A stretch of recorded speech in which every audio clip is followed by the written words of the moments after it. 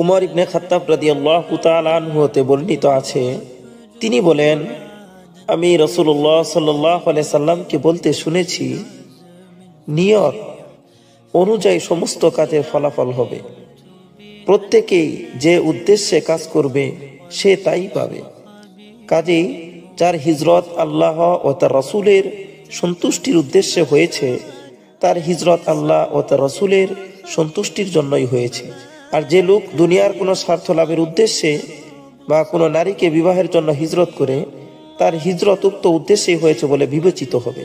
আমাদের উচিত আমাদের প্রত্যেকের প্রতিটি কল্যাণকর কাজের ক্ষেত্রে নিয়তকে পরিশুদ্ধ করা। আমি আমার জিন্দেগিতে যতগুলো কাজ করব, সকল কাজের একটাই উদ্দেশ্য হওয়া উচিত, আমি যেন আমার রবকে আমি সন্তুষ্ট করতে পারি। ফলশ্রুতিতে মহান রব্বুল আলামিন এই কাজের বদৌলতে কিয়ামতের ময়দানে আমাকে ক্ষমা করবেন ইনশাআল্লাহ।